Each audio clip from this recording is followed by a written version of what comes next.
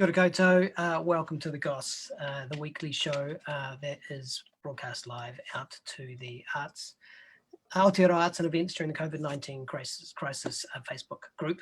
I am Simon Bowden, one of the administrators of the group and the host of the show, and you are listening to another track from COVID Collab, which is a lockdown collaboration, which they very gratefully have allowed me to play to you all.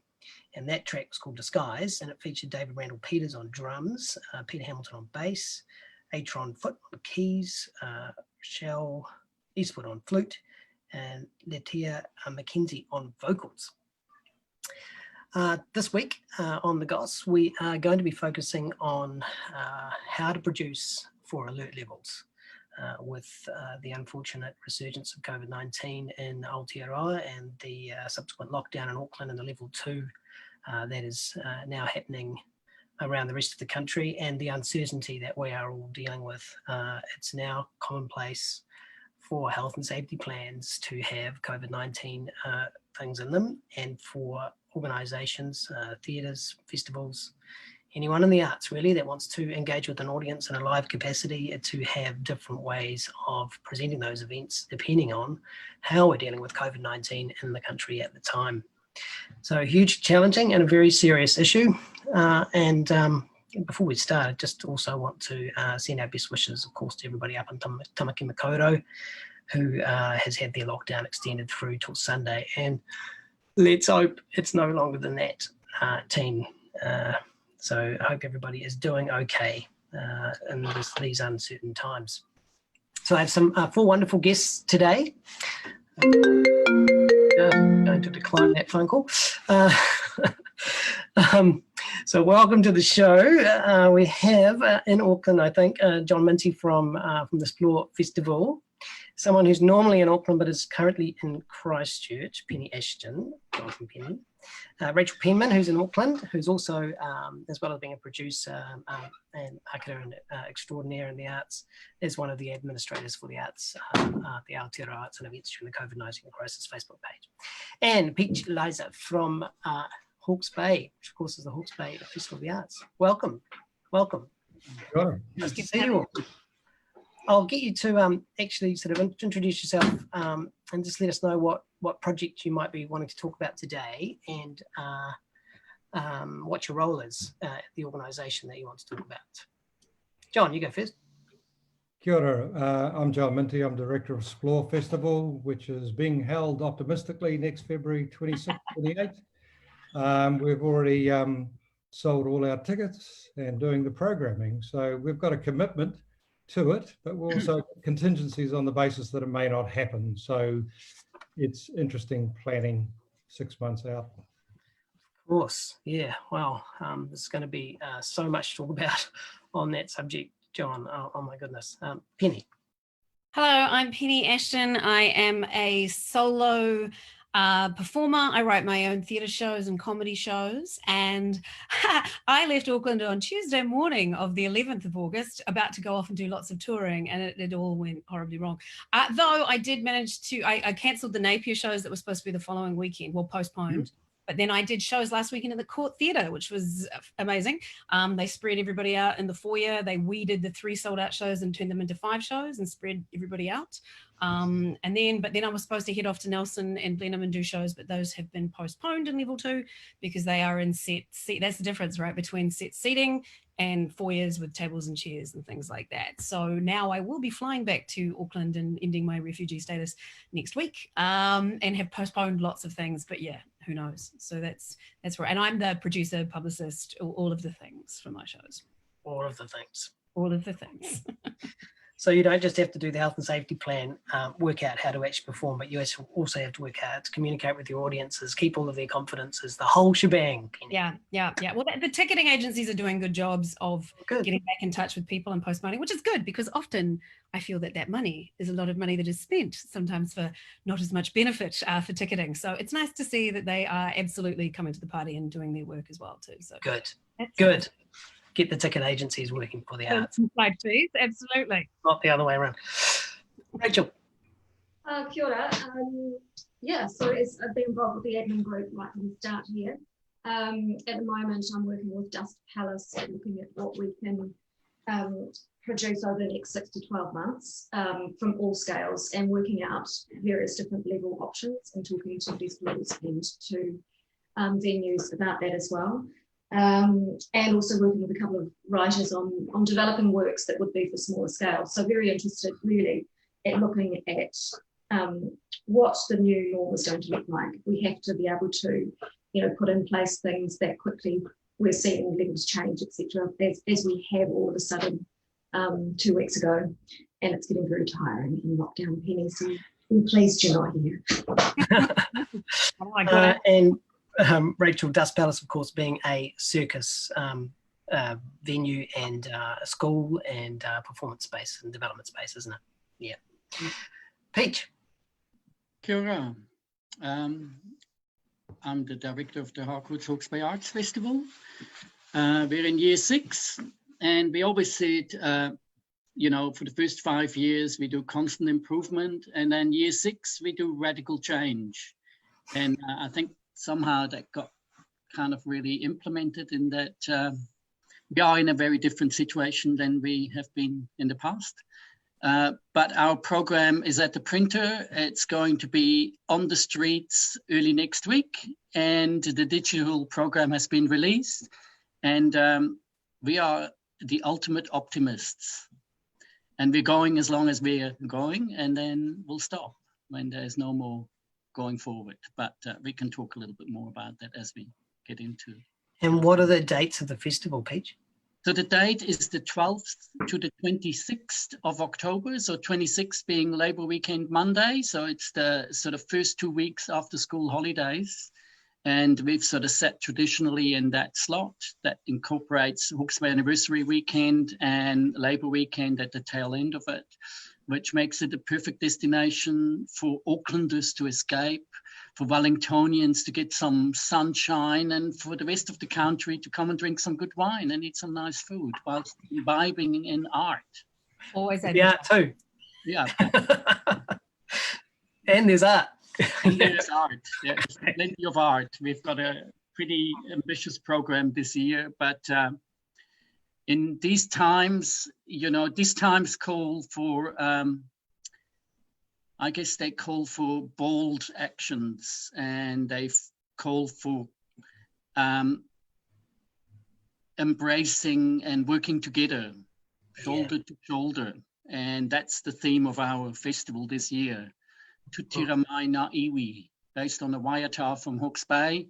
And it talks about standing shoulder to shoulder, unite in diversity, and come together as a people.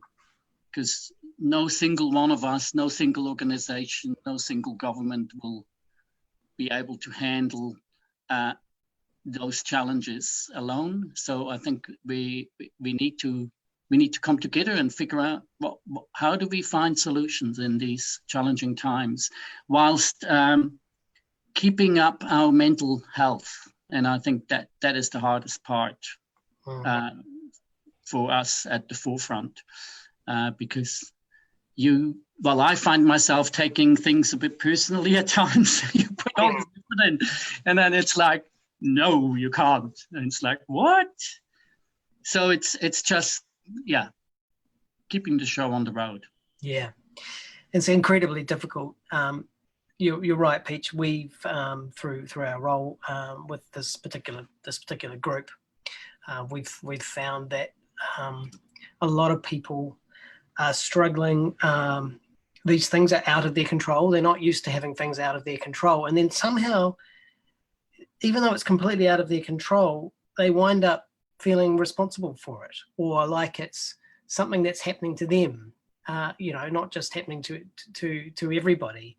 And I'm not sure if that's particularly describing your situation accurately, but there's a strange line that we're all treading, and we have to remember that it is something that we're all going through together. And I love the whakatauki that you've introduced there of working together. And in fact, I think everybody in the arts hopes that that'll be the way it'll be from now on anyway, post-COVID. And also that the audience is working with us too, because I think there's an enormous amount of goodwill from the audience. You know, like, I don't know how often that things can be postponed and people still be keen, but they are at this point in time anyway. Like in the Court Theatre last weekend, people willingly changed. You know, I sold more tickets because more shows became available and people were very excited to be there. And, you know, so hopefully the audience goodwill continues with us as we reschedule and change. But I think that they will, because they want to be entertained. And, you know, and not for us to forget that they are coming with us as well on this, because we're all in this together that way too. And it certainly felt like that before lockdown. Going to shows was sold out. There was this momentum gathering. You know, it was heartbreaking to see it stop, but you're absolutely right. Let's hope that that carries on. Well, Penny, let's start with you, because everyone else is planning for the future, but you are actually in the middle of something that was about to happen, which had to be redirected. So perhaps give us some of the, I want to say highlights, but it doesn't feel like the right word. Some of the main things that have happened and how you've mitigated and what you've needed to do to cope with the alert level change. Yeah, it's just so fortunate, because we were actually in Napier. My husband and I decided to take a bit of a holiday before my show's in Napier. So we were like, oh, we'll leave on Tuesday. And that has worked out really well. But, you know, we planned restaurant dinners in Napier and stuff, and all of a sudden we're sitting outside restaurants in masks, calling ahead to say, put us away from everyone else because we're from Auckland. And we felt, you know, we still went out, but we hand sanitized, and we went and stayed with Roger King and Liffey, but we stayed in their little cabin out the front and had nothing to do with them for a number of days when we first got there and stuff. And on the Tuesday, you know, it all happened. And then on the Wednesday, I was really quite depressed. I don't generally suffer from mental health issues. I'm very fortunate in that way. But on the Wednesday, I was like, oh, fuck, you know, like because I had 8 different seasons in 8 different cities lined up. And so that just sort of, because my whole life is hustle. That's all I do. I always hustle. I've worked for myself. I've made a living in the arts for 20 years, not working for anyone else. So I'm constantly getting work. And then, you know, and that's what I'm used to doing. And so I had done it again. And then it all fell apart again. But, you know, postponing is not the end of the world. Cancelling is more shit, but postponing, you know, like I postponed in Napier, I'd sold a few hundred tickets, but it was like, we've done the sales work, or postpone, and then, you know, and then hope, and then they'll come back again, you know. And it's like, I'm lucky in my situation. I've got a husband who will support me if he has to, you know, like, so I just reminded myself of all of that. So by Thursday, I'd sort of perked up again. And then the Court Theatre were determined to continue. So that was amazing. And this was actually a fee for a show, which is a very strange thing in my life. So that was exciting. And then they decided to add more shows, and they even paid me more. So that was even more exciting. But then with Nelson, I was hoping that we were going to go to level 1 in the rest of the country, you know, like last week. And then I understand their rationale for not doing that, but it's just they're going to reassess on the 6th of September. And I was supposed to do a show on the 10th of September in Blenheim, and it was just too close. You know, like that's too close to make the decision to try and push to sell more tickets. So, and also in the Theatre Royal in Nelson, it seats 350, but with social distancing, they seat 55. Oh, I know. And I'd already sold 130 tickets or something. So I was like, I don't want to do that. So I want to postpone so that we can do it in level 1 that way. So hopefully, but who knows? So this talk of level 1.5 is somewhat terrifying. So it's like to bandy that about then with no any sort of follow-up to that was just like, I'm sorry, what? You know, because that sort of is over for a lot of what I do, you know, and anything bigger than 100 is, you know, dead anyway. But then to have 20 and 100 seat or something like that is very distressing. So then I just canceled my Muscle In gig, because that was just going to be a small one anyway. But I'm supposed to be doing Hamilton. I'm supposed to be doing Circa in November. So it's just all up in the air. But I just have to keep reminding myself that this too will pass. You know, it's think of Shakespeare in Love. The playhouses are open again. It will happen at some point, but it is the unknowing. That's the thing that does wear you down, is just not knowing, and the constant pivot. But I am quite agile when it comes down to it, little ballet. So, you know, I just have to just deal with it as it comes. But it's the things like just saying level 1.5 with 0 follow-up, you know. But, you know, it is about keeping people alive. You know, there's 2 people in ICU. I think there's still only 2. And I'm so invested in those people. I keep going, are they out of ICU yet? You know, and that's what we're doing. We're keeping people safe. So that's the most important thing. absolutely. It totally is. And Penny, are you reliant on the decisions that venues make So you don't actually have any control over, you can't adjust your show, make it differently, presented in a different way.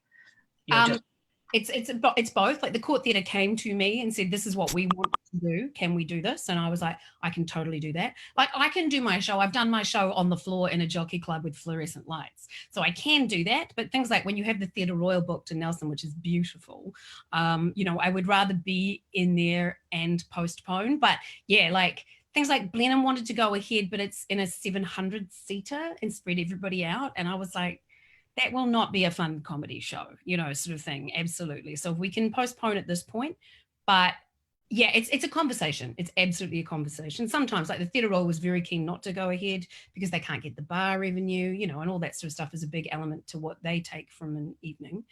So it's definitely a dialogue. And, you know, if we do go upwards and downs a lot, then it'll definitely take some reassessing and I might start doing a bit more writing. Because I have future projects that I want to do some writing for, so maybe that's what I'll have to hunker down and do. But yeah, it's like every day you're like, okay, what's happening today? So it's lucky that I'm used to this, right? I've been self-employed for 20 years. I mean, I'm not used to this level of uncertainty, but a lot of uncertainty, you know, like I was always like, how am I going to pay rent next month? Back, you know, 15 years ago. I've come a long way since then, thankfully, thanks to Jane Austen mainly. But, you know, you never quite know what's going to happen. And I think that we are all agile in this business because we have to be, because we are generally quite self-reliant. And, you know, one thing that I've taken, you know, just see all of my friends all over the world, and we are very lucky in New Zealand, actually, compared to everybody I know, a lot of people internationally, but we all had so much work lined up. We're all hustling, we're all creating work, and we're all out there to entertain people, to provoke people, and to make people laugh and happy. And I'm like, even if this is all shit right now, I'm really proud of everything that we all do every day. So let's just put that out there as well. That's great. Yeah. Oh my goodness. And this level 1.5 that you're talking about, Penny, was a comment that.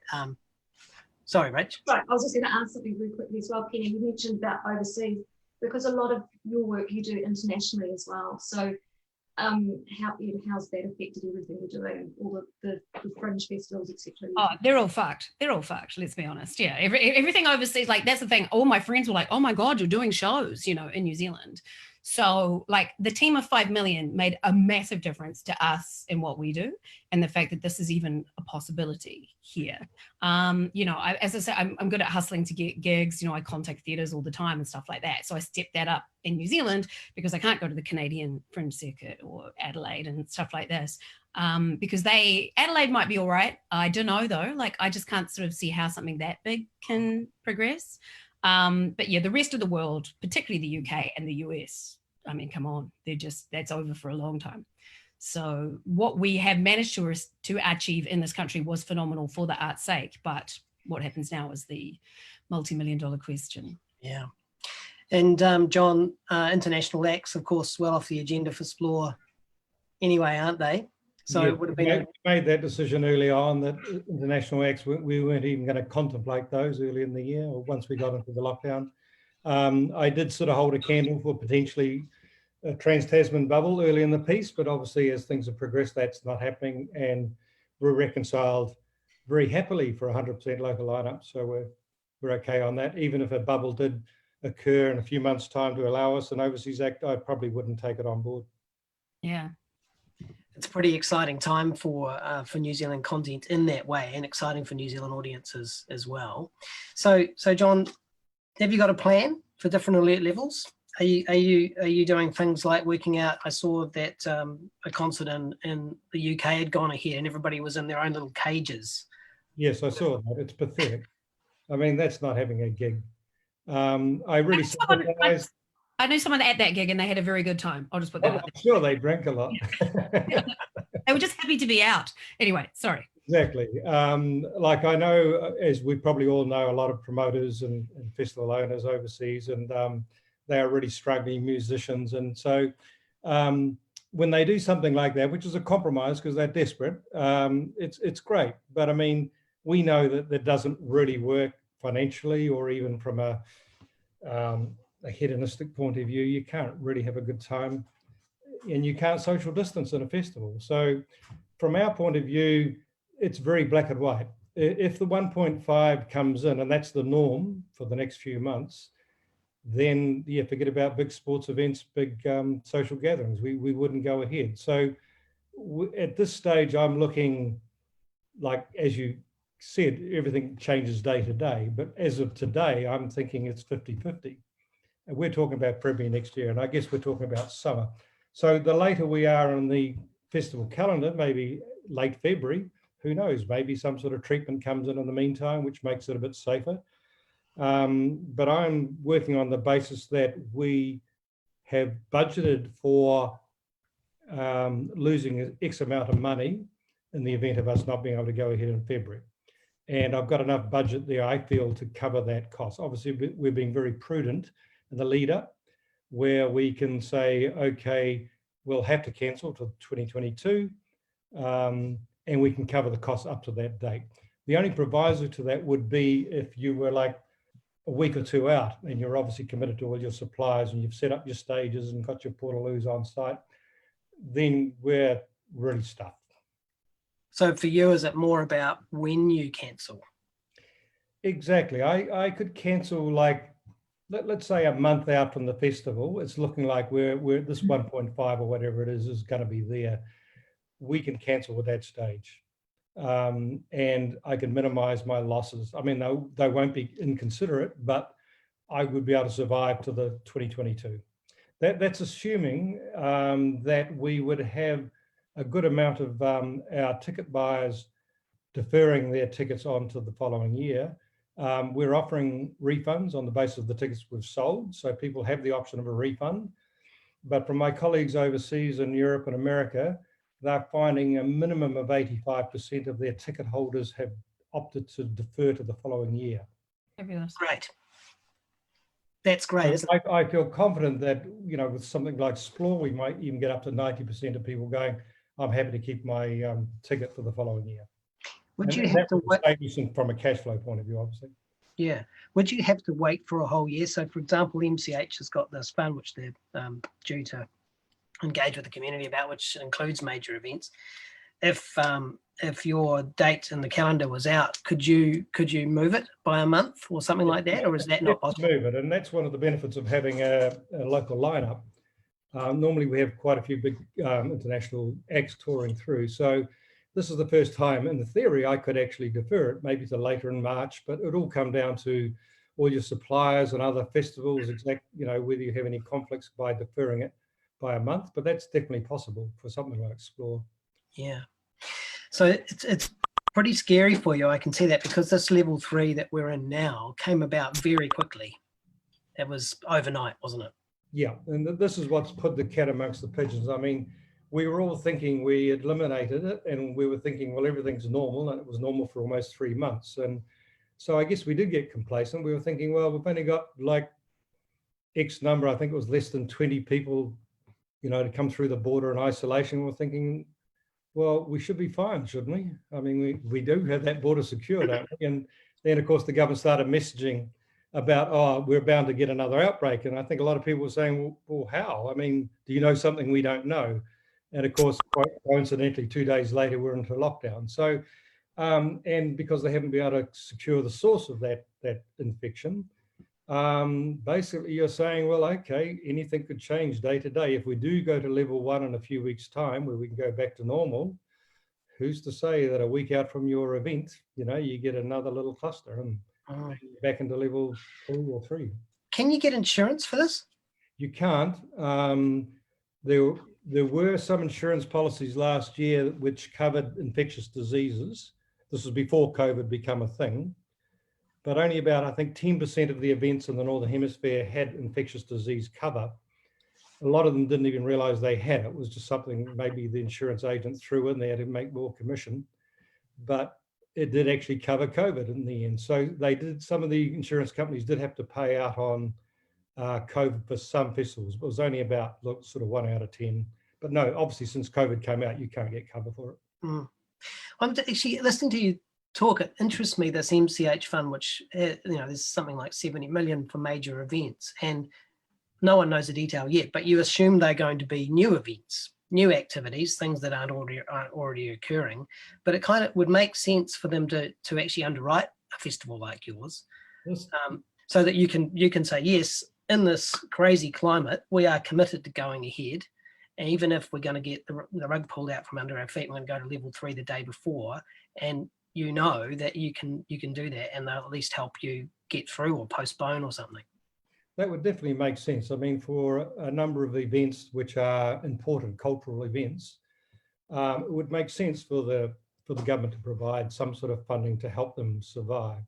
Some events may be better funded than others, but in my situation, it's my own private company. I'm 100% shareholder. So if we got locked down the week out after we'd set up, we couldn't come back. We don't have the financial resources to carry on. So for something as important as Splore, a lot of people would be very upset that not to be able to continue. So it would make sense for there to be some fallback, hopefully, if that eventuate. Yeah. And Peach, I imagine that, oh, sorry, Rach, do you want to ask a question? I just wanted to ask, John, with your contracting moving forward now, have you changed with contracts for your artists and your suppliers around, you know, depending on dates of when you would be able to still pay certain amounts and things like that, or when you wouldn't pay anything?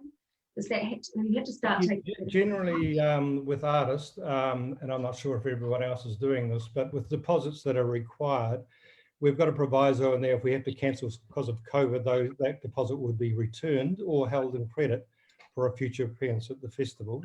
Yes. Generally, most of our contractors are really good. Most of our contractors don't demand deposits, you know, like too far out from the festival. So we've got a good relationship with suppliers who, where we're not having to put large amounts down. So our only exposure cash flow wise are really deposits for artists, obviously paying our crew in the lead up, and of course marketing costs, which you have maybe some control over.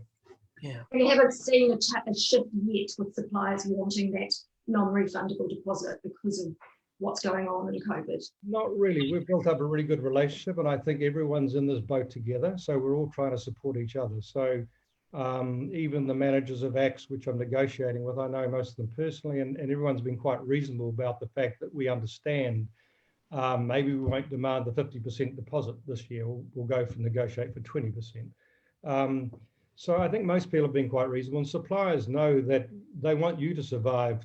You know, they've been dealing with you for over a decade. They don't want you to fall over. So I think most people have been quite reasonable. Yeah, like I don't charge deposits at the moment for weddings because I'm a celebrant, and the Theatre Royal didn't charge me a deposit, and the Meteor's not charging me a deposit either. So I think everybody's been very flexible around all that sort of stuff. That theme. Really positive to hear. That's really positive. Yeah. That theme of being in it together, Peach. And Peach, I imagine it's not as black and white for you as it is for John. You know, he's only going ahead in level 1, but I imagine with all the multiple different types of events and venues you've got, you could consider producing events in level 2, I imagine. Is that right? Yeah, I mean, we actually, at the beginning of the first lockdown, we really had a good old think about how we would deliver a festival under level 2 or even level 3. And we came up with a few ideas, you know, obviously the sort of online streaming and all that kind of option is something, but obviously post first lockdown, there has been major online fatigue, and I'm for one am not interested in seeing great live theatre online if I can see it live. I guess then with the sort of, you know, going back to level 1 and like John said, you know, we got a bit complacent. We then really were focused on saying, hey, let's do this. We can do this. October is a long way away. Now we're sort of looking at the acts that we could deliver, but if we're looking at our program, and you're welcome to look at it online, you know, well over 60% is somehow connected to Auckland for starters. Secondly, most of these acts with 100 people in the theatre would just simply not be viable under any circumstance.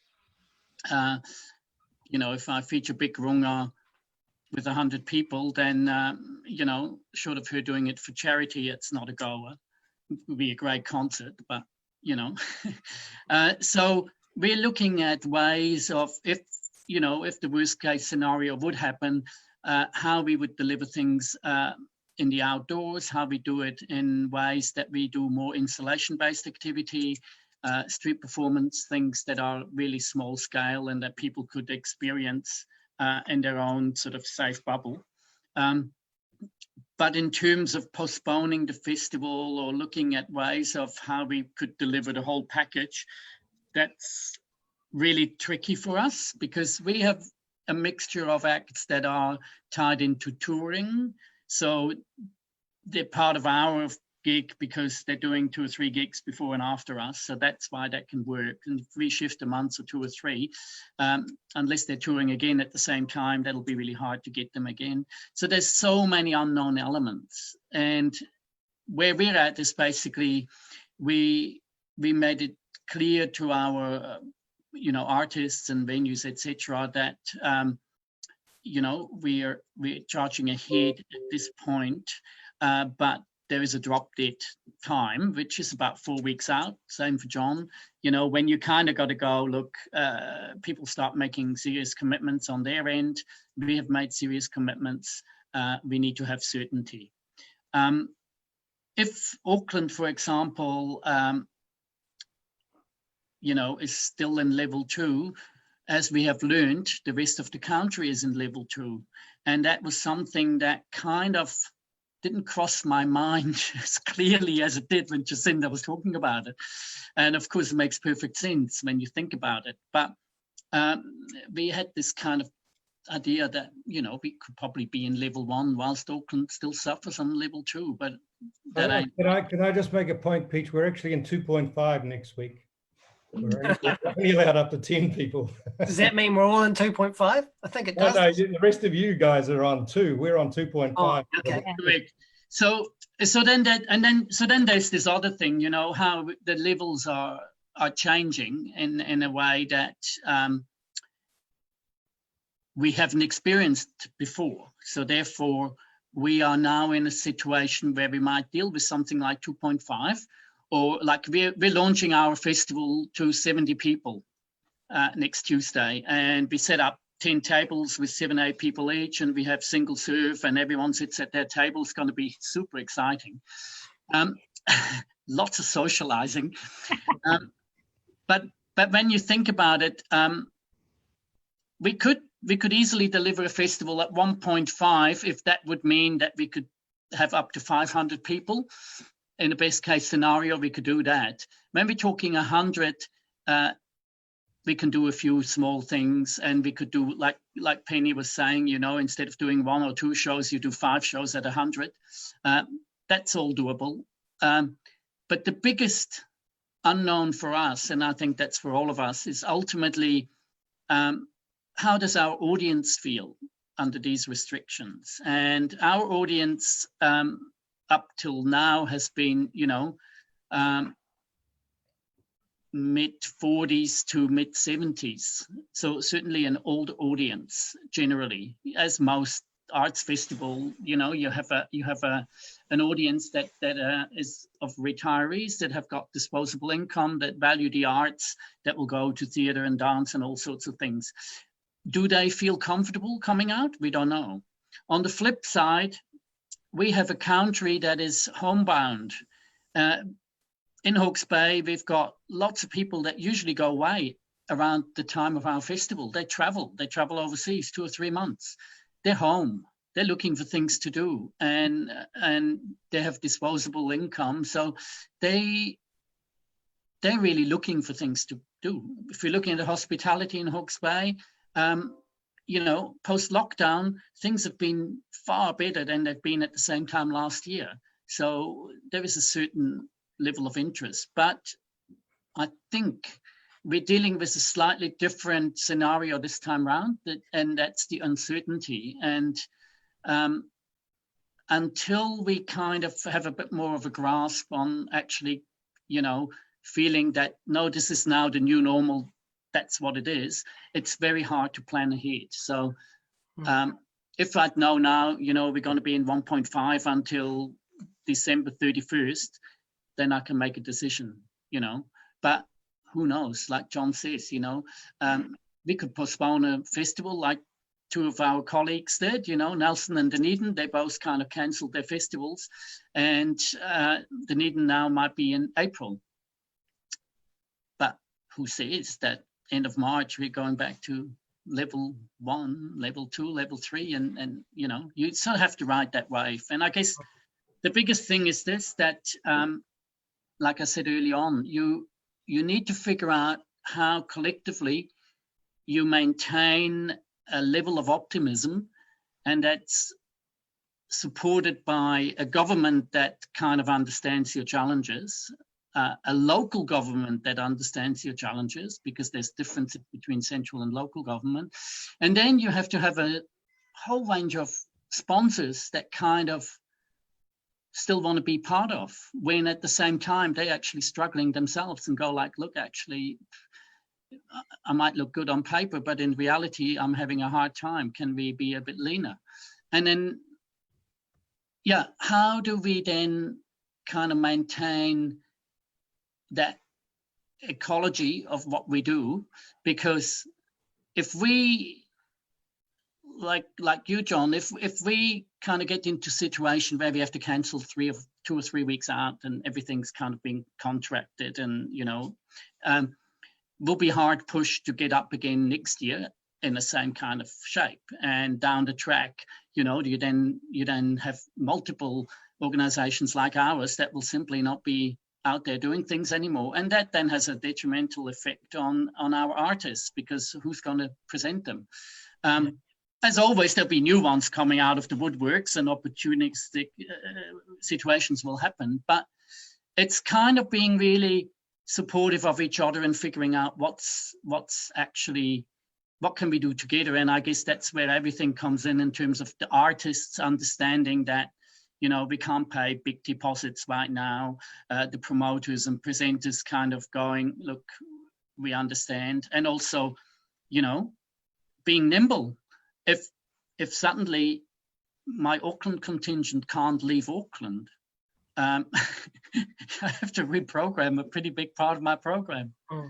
The other thing that's a bit terrifying is that, like, last weekend, my asthma was quite bad because I'm asthmatic. But then I was like, do I have to cancel these shows? You know, and I didn't, and you know, because I'm an asthmatic. So I'm like, do I have to, you know, and that was kind of terrifying. It's like, what if I had no cough or sore throat or fever or anything like that, but, you know, and if I had those, it would have been, you know, then you just go, you have to cancel, but then I have to cancel 5 sold out shows because I maybe just have a sniffle. So that is the thing that's really hard. And also, what happens if you go to Countdown one day and you're standing next to somebody then you have to self-isolate for 2 weeks and you can't go to a festival? That sort of stuff is all bloody terrifying. But I think that's a really good point, Penny. You know, the things we're going to have to deal with is the fact that a musician comes in and has a cough and is not feeling well. And as a presenter, you then got to go, well, you know, your symptoms aren't that great, and actually you can't perform. Yeah. And it might be 4 others that can, but that one can't. If that happens to be the lead singer, you might not work. But it's those kind of things that I think, as we understand more how to deal with this in real time, not just hypothetically, but in real time, we really start to appreciate what the challenges are, and hopefully then, you know, collectively get supported and can share what some of these solutions may be for this.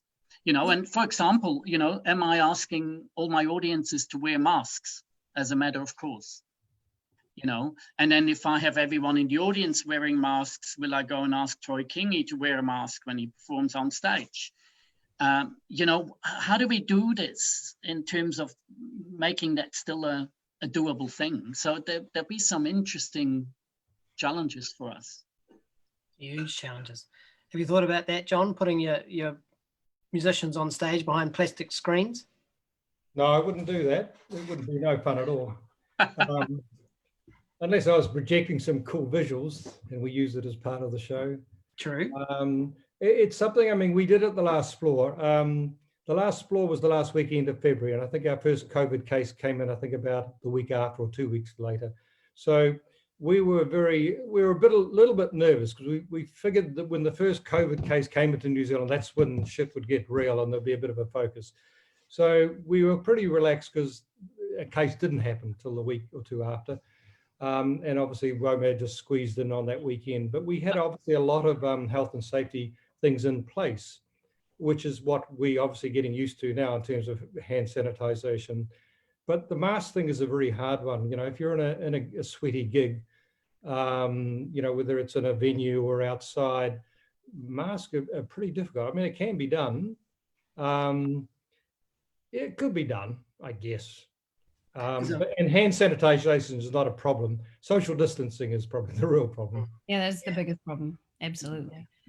There could be a whole new merch line, though. Explore masks. Oh, totally. You know, we've looked at that. You're getting designers involved to do bespoke masks. Yeah. Yeah. And then all the drinks could come with straws, and you have to. There's a little straw compartment hole or something. Yeah. Getting silly, isn't it? It's not a good idea. Big issue is all your drinking and your eating, you know, on communally over a whole weekend. That's pretty good. Yeah, like I was at WOMAD and it was pretty weird. It was very weird. So, you know, everybody was like, what, you know, if WOMAD had started a day later, we wouldn't have been there. So it was just a very strange situation. And every time there was a new place in New Plymouth, we were like, oh God, but it wasn't anyone at WOMAD, but it was just luck, really. It was just luck. Yeah. And that's the other thing I think we've got to bear in mind is that you may have a lot of people that are very enthusiastic to come to your event and they'll go, oh, it'll be all right. But you only need to have one big event, you know, whether it's a big festival or a sports event where there is an outbreak and all of a sudden your PR is going to look really bad because everyone's going to get paranoid. Yeah. Yeah, you don't want to be the cluster. No, you don't want to be the beginning of a cluster. You don't it's want to the WOMAD cluster, the Spore cluster. Oh no. I know, because then and then the horrible thing is, you know, when, you know, like that Bluff wedding one, and you're just like, this is horrendous. And then, you know, because people die. That's the thing. That's what we have to remember, that, you know, it's like, because in New Zealand, we have been somewhat inured, you know, like from all of that. But this is about keeping people alive ultimately, as well as our livelihoods. But yeah.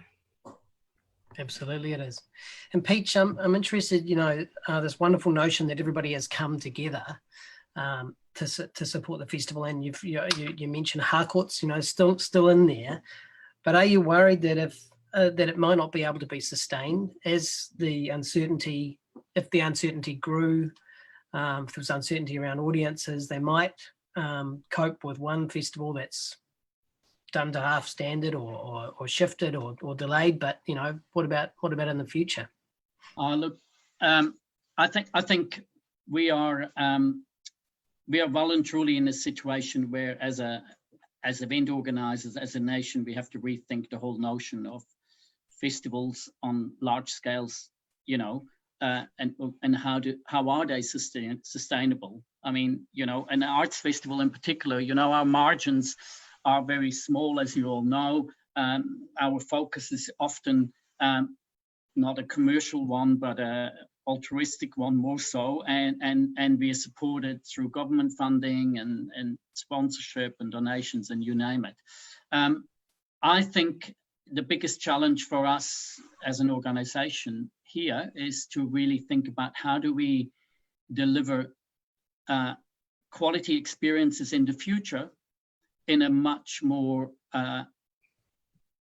environmentally safe context. And environmentally, I mean then, you know, mental, spiritual, physical, emotional, you name all of those things, where we actually need to look at, you know, are we better off to, you know, have something happen to 20 people in a park in a very intimate experience, and for those 20 people, it's a one in a lifetime experience, and we might multiply that 2 or 3 or 4 times, but actually it's just like that. And that may be the whole notion of let's have this fancy bit here and this famous person here to sell big tickets. We might just go and change that around. And I guess this year we have already, you know, drawn a lot on, of course, our just New Zealand talent. And I'm not just saying just, we have amazing talent here, and the opportunity for us to actually do that uninhibited. You know, we have no excuse in just doing New Zealand work, because, you know, our audience might have expected us to do fancy things as the past, but actually that's fantastic. We have the talent, we have the opportunities, but actually, how do we create ways moving forward that can be more nimble, more flexible? And I've just been looking at the program of the Zurich Theatre Spectacular, my hometown, and they have celebrated this year the 40th anniversary. And they've gone ahead in a festival that's kind of called A Festival, No Festival, kind of playing on those words, ein or kein in German. And what they've done is they have very much gone into bring the festival to the people in very small doses, in unexpected places, really unassuming, no big fancy fanfare, last minute announcements where things are happening, and people go on the journey with them.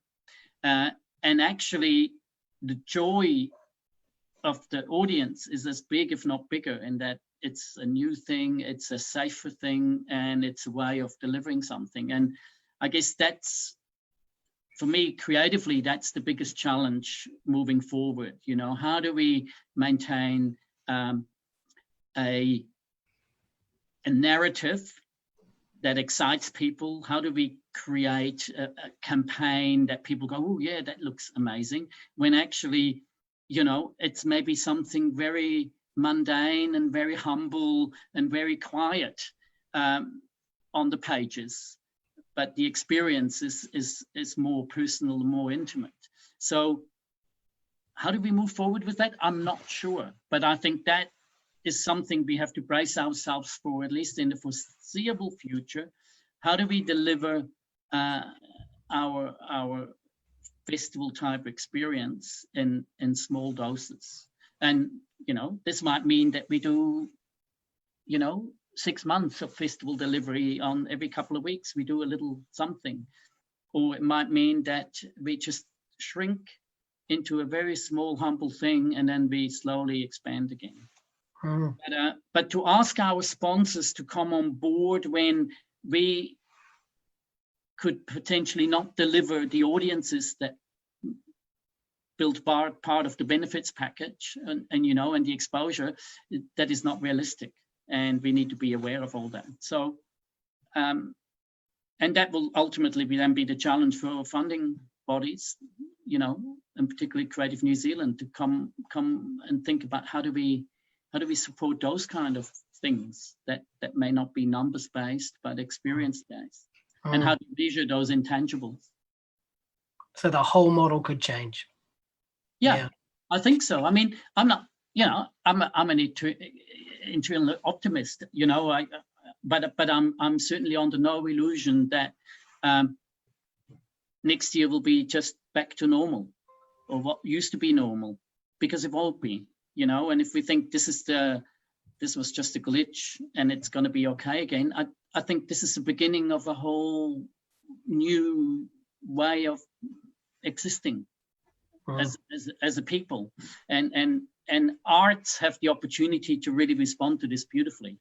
But if you're a festival director like John or I, you know, and you rely on numbers and big things, you know, how do you refocus that into a smaller thing? And I guess the one thing I feel strongly about is, you know, that whole thing about supporting local, and what we're doing here in Hawke's Bay this year is more than last year and a bit more than the year before. It's really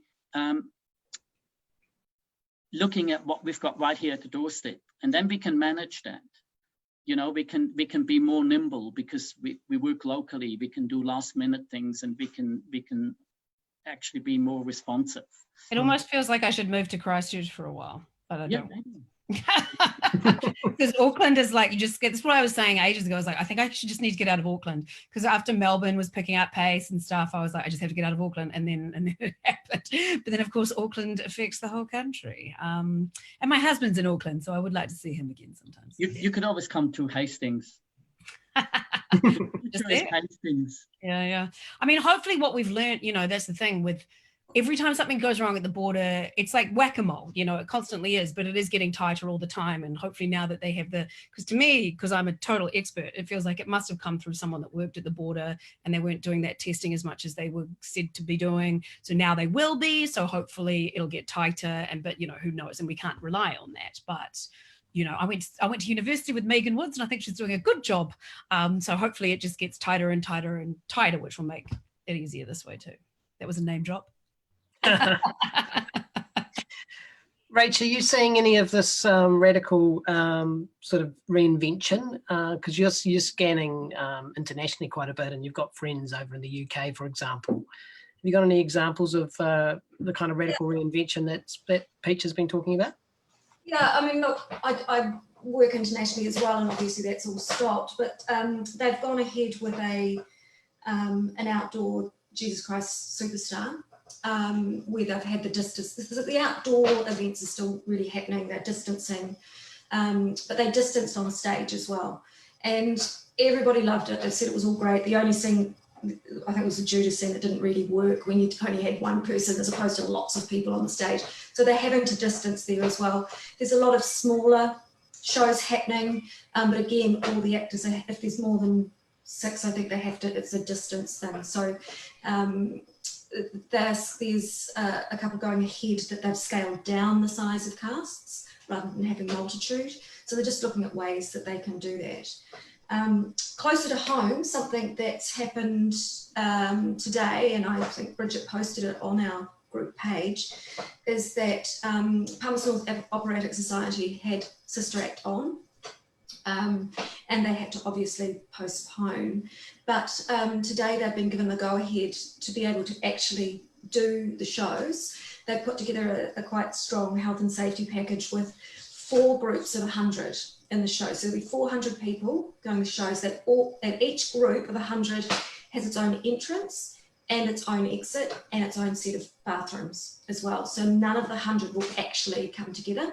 So instead of doing these 3 final shows, they're doing 8 shows. So they've extended, and this is the option that they've got. And they've put together a really good plan. They put it to the government, the office, and they got it accepted, and it's been passed through, which is really great and really positive that they've been able to achieve that and move forward. Because if they hadn't and they had to postpone, they wouldn't have been moving forward with future shows. That was their last option. That's really interesting, Rachel, because you know, we've thought of a similar thing with the Opera House in Hawke's Bay, where you have 3 levels, and I thought maybe we can do, 100 on each level. But the information we received was that it's, but it's really tricky. But obviously, if you, I mean, we would also separate entrances, etc. But people still breathe the same air. Yeah, there's big gaps, I think, between what they've done. We've posted on the page exactly what they've sort of put together, but they've really worked really hard, and now they've got to get voluntary ushers and everything. They've put the call out for that as well, because they have separate people in separate areas. They're going to have to really police that. It's first in, first serve. It's general admission. It's not, so they'll just seat them into those groups. There's no longer, this is your seat number. Yes. So they've put together a really extensive plan, and it has all the boxes, which is great. So I think it's something that the larger venues can look at, being able to go ahead with something that, you've got that many in there. I'm conscious, John, that these different ways around things make reinvention. I'm struggling to work out how that could work for something that really is based on everybody being very close to each other, very close to the music, with the sound in their souls, and the social part of it is actually what it's, well, obviously about the music, but that's what it's about. Are you a bit stuck? There's no kind of reinvention of that, is there? Yeah, I've looked at it, and I've looked overseas, like a lot of my friends who are putting on festivals in England, for example.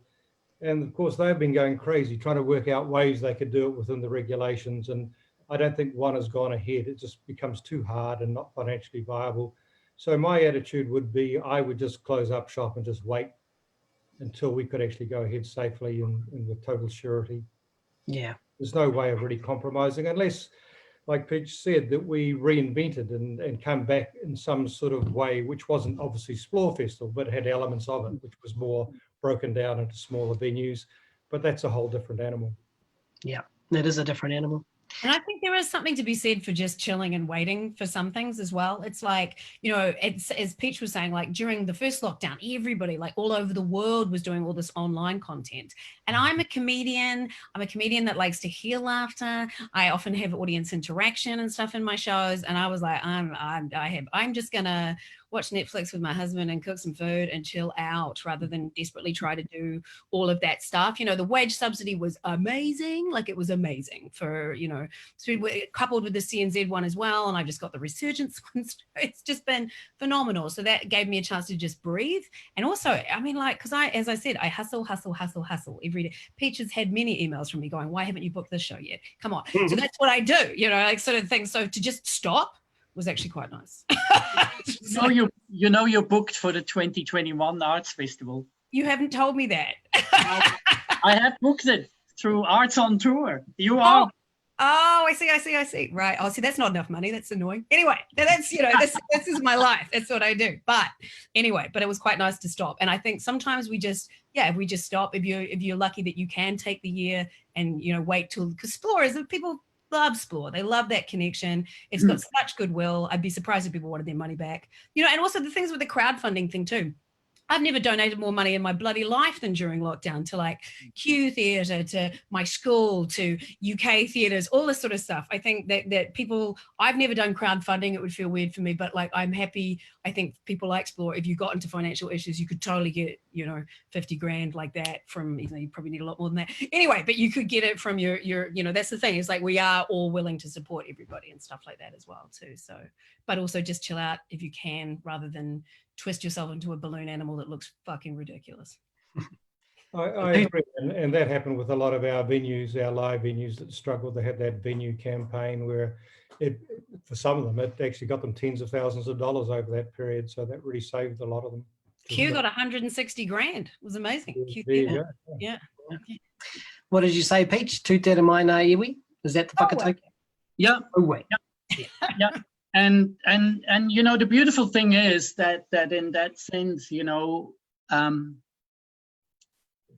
it really not only has taken on the spirit of the wider country, but also it's from here. But it's you know, it's a waiata that's been sung all around New Zealand, and it's from here in Hawke's Bay. And when we were looking at how do we move forward, what's the narrative of this year's festival and how do we do this, you know, we just looked locally, and we found the answer by really just thinking about what is it that we want to showcase from here. And Mary Boynton came up with that kind of theme for one of the shows, and then Lemmy took it on in terms of the opening ceremony, and you know, and it's nice, you know, when you look, this is our inside page, and you know, it's Ngatai who's the holder of that kaitiaki for Kahununu and the Huata family and myself, and it was actually not a planned shot, it just happened. But actually, this is what it's about. We need to come together as people, as, you know, with our differences, whether they're, you know, political or economical, you name it, you know, and I'm lucky to operate in an environment in Hawke's Bay where you could not illustrate the discrepancies between our differences better if you tried. You know, we've got everything from the ultra poor to the super rich, and they come together at times or they don't. But through the arts and through this festival in particular, we're really hoping that, and through these times, that we may find the diversity not just on the stage but in the audiences, because it's easy to put them on stage. It's not so easy to find that in the audience, and I think that's our aim. And then if we do that and we listen to each other's viewpoints and stories, then we might actually learn how to approach things moving forward. And you know, and I'm just thinking, you know, how do we solve what we're challenged with, you know? And we're doing one session, Lemmy's curating a Talanoa, and it's you know, the title is What Now? And we're gonna have a conversation, and we're gonna get lots of people together, and we're gonna figure out in conversation, or at least we start the conversation. But I think it's about collective, you know, and in a way, you know, we live in interesting times. We see that between what happens in the US and what happens here, there are different approaches, you know, and I know which one I prefer. You know, I think we're making headway in this way, and hopefully we will survive it in a good way and come out of it better. Kia ora, Peach. What a beautiful way to end that. Thank you very much, whānau, for joining us on the Goss, and for all of the extraordinary work that you do to bring the arts to people of Aotearoa. Lots of wise words today and lots of huge challenges in the future. Ka kite. Ka kite. Okay. Thank you.